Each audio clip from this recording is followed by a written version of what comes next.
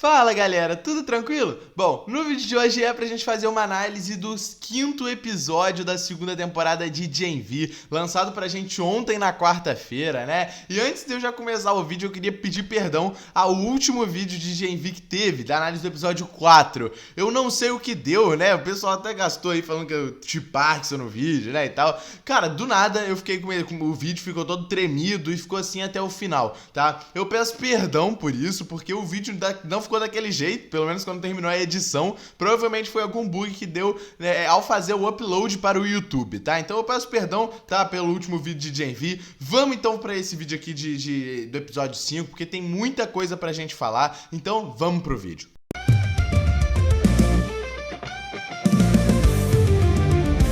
Bom, o episódio já começa nos mostrando 4 meses atrás o Cypher junto com a Sister Sage, galera. Ela também apareceu de novo no episódio e isso é muito revelador pra gente, né? Primeiro que a gente ficou meio, bem aleatório, do nada o Cypher ter uma relação com a Sister Sage, os dois serem quase um casal mesmo ali, né? Isso ficou bem esquisito e a gente sabe o quanto a Sister Sage é quebrada dentro de si. A gente viu também durante o episódio, no momento em que ela tá com ele lá em Elmira, a gente consegue perceber que ela sabe literalmente tudo o que tá acontecendo, principalmente com a Marie Monroe e com a vida do próprio Cypher. E pelo que deu a entender, galera, ela está fazendo um jogo com o próprio Cypher, cara. A gente sabe, pelo que ela falou no próprio episódio com o Cypher depois em Elmira, sobre o Capitão Pátria, né? Que o Capitão Pátria, ele ficaria muito bravo vendo que a Marie é mais poderosa que ele, tem um herói mais poderoso que ele, né? E talvez esse seja o grande plano da Sister Sage com o próprio Cypher. A gente ainda não consegue entender muito qual é o plano dele, né? Mas pelo lado da Sister Sage, com certeza é algum tipo de vingança, já que a gente sabe que ela não se dá bem com o Capitão Pátria e que ela é totalmente quebrada. A gente viu isso na quarta temporada de The Boys. Claramente ela tá fazendo isso tudo, né? E tornando a Marie Monroe mais poderosa do que ela já é, para ela bater de frente com o Capitão Pátria e ele perder esse grande posto dele. Já pelo lado do Cypher, a gente ainda não consegue entender qual é o seu plano e o porquê que ele tá trabalhando com a Sister Sage. Talvez os seus poderes que ele usou no último episódio, controlando o próprio Jordan Lee, talvez seja também referente a Sister Sage. Ela pode ter alguma coisa relacionada a isso, ela não está nessa série à toa, galera. A gente tem que ficar de olho nela aí. A gente também vê durante o episódio, né, após a luta, a Marie conversando com o Jordan, e o Jordan sendo fragilizado pelo próprio Cypher, né? Ele está completamente em choque, e o Cypher revela pra gente que a Kate está em Elmira naquele exato momento. E a gente também mais uma vez nota que ele manda em todo mundo. Ele manda e ele desmanda. É o que ele fala ali para a própria Marie Monroe. Apesar de eu ser um humano, eu não vou ser fraco. E ele manda em cada um deles. E a tática dele jogar a Kate para Elmira é a grande tática dele. É a grande chantagem do Cypher, rapaziada.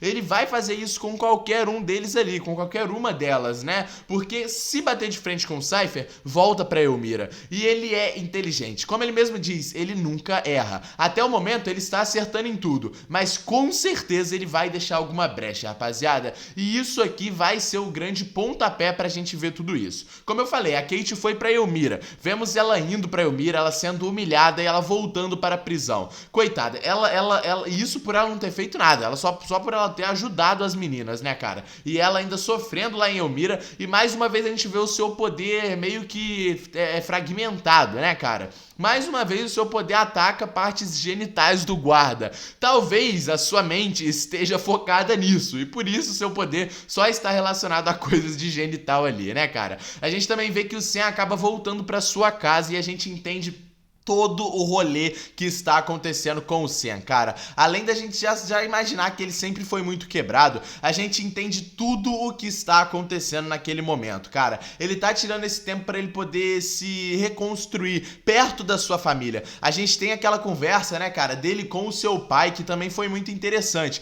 A gente consegue reparar que os seus pais estão muito preocupados e até com medo. E é por isso que o próprio Sam atacou a sua mãe, porque ele também estava com medo daquilo ali. Ele não sabia sabia se a sua mãe tava ligando pra alguém da VOT, se ela tava desconfiada dele, e é por isso que ele ataca a sua mãe ali. E a gente vê durante a conversa dele com o seu pai que a VOT mentiu para os dois, e isso é o que a VOT mais sabe fazer. A partir do momento em que a VOT pegou o Sam pra eles, ela mentiu para os pais do Sam falando que ele tinha morrido. O próprio pai do Sam fala que eles foram em um funeral, de fato, e eles acabaram enterrando alguém de fato, e eles acharam que era o Sam. Após ele aparecer na TV, no noticiário, eles viram que o Sam estava vivo, isso lá na primeira temporada. E o Sam também, né, mentiram para o Sam, dizendo que os seus pais não foram procurar ele, que os seus pais não queriam ver ele, que os seus pais não gostavam dele, e isso desencadeou ainda mais esse problema mental que a gente viu no Sam, né? A gente também viu que tudo era pra proteger ele. Durante a conversa com a sua mãe no parquinho, a sua mãe fala que o seu tio tinha os mesmos problemas mentais que o Sam. O Sam achou que ele ganhou esses problemas mentais com o soro da VOT, mas não. Tá completamente explicado. A sua mãe e o seu pai botaram ele no experimento da VOT, né, pra ser um super, justamente pra ver se os poderes dos supers, né, curavam o seu problema mental, o seu problema de saúde mental. É o medo da sua mãe. A sua mãe perdeu o tio, né, o seu tio, no caso o tio do Sam, ela acabou morrendo pelos seus poderes, pelos seus problemas mentais, né, ele acabou se matando, e esse era o grande medo da sua mãe. Por isso ela deu o soro para o Sam, e ele tá ficando até um pouco mais tranquilo junto com os seus pais. Ele deve curtir esse momento, até porque ele nem ajuda as garotas. A gente vê que o plano delas, né, era justamente fazer como se fosse um grupo. É o que a Marie Monroe propõe para a Jordan e para a Emma. Elas são um grupo. Elas tentaram quebrar com o Cypher no último episódio em grupo, e é isso que elas têm que fazer. Elas têm que salvar a Kate. A própria Emma liga para o Sam, né, para tentar, né, o contato com ele ajudar elas,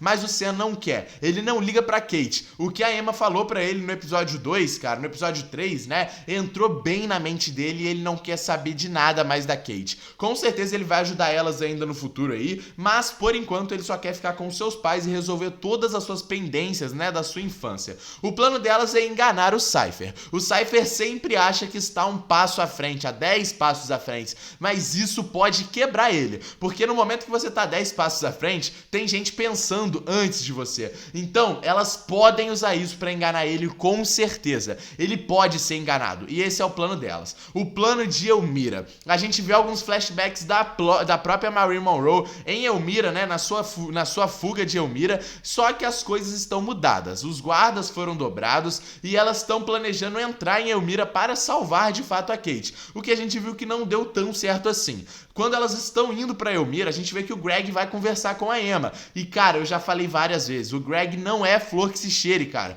Ele tá estranho e eu não duvidaria dele estar agindo do lado do Cypher, e ele tá sendo um braço direito, sabe? Um informante mesmo pro Cypher. Eu não duvidaria disso mesmo, galera. Ele tá muito estranho e a gente não pode confiar nele.